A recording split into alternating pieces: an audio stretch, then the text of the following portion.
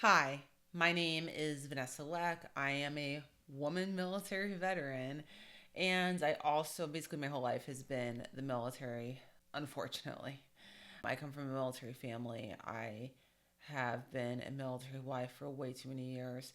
And today I'm going to give a recap review and commentary on the new Secretary of the VA's video that he's released. I don't know if this is the second one ever that he's released, but I think it may be. It's definitely the second update video about the VA and the state of the VA. And I'm really actually excited to do this recap review commentary about it. I'm going to break it down section by section and cover my thoughts on it. And I have been doing videos on this topic, the U.S. Department of Veterans Affairs, for way too many years now. It's coming up on, I think, about 10 years. I think it was 2016 when I published my first public video about the U.S. Department of Veterans Affairs, possibly 2015. So I think it's been exactly actually 10 years.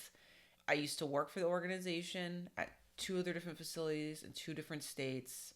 Veterans Health Administration was the arm that I worked within.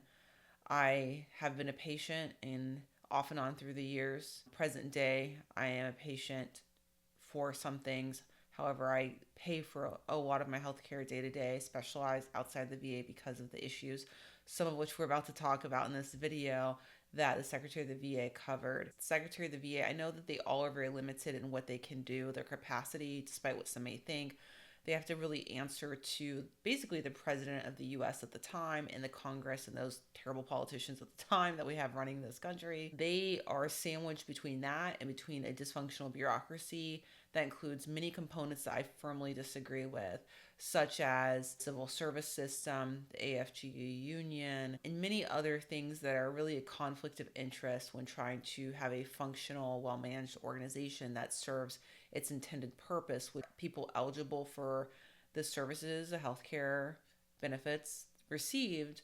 Typically, those are going to be military veterans and their family members. I wrote a book about this called Veterans Affairs Whistleblower Retaliation. And in that book, I talk about the breakdown of what needs to be done to change the VA. Check it out. Go to vanessaleck.com. You can find the book there along with some other information. I will go ahead and get into it and show the first section of the clip, and then let's talk about it. Hey everybody, it's Doug. I've always promised you I was going to shoot straight with you, and you're going to always hear it from me. Well, I got a bit longer message for you today, so just bear with me because you'll want to hear what I'm going to say. The VA has been a punching bag among veterans, Congress, and the media for decades. It's true. The U.S. Department of Veterans Affairs has been a punching bag for the media, military veterans, and everyone else and their mother for decades, for the most part, except for people that are benefiting from the dysfunction. Those people include, but are not limited to, politicians that are getting donations from a certain organization. You can look it up, it's open secrets, I won't want to get into it, to keep the dysfunction going. And some of the employees that are benefiting from it, not all. I used to work there, I did not benefit from it, I quit because of the dysfunction.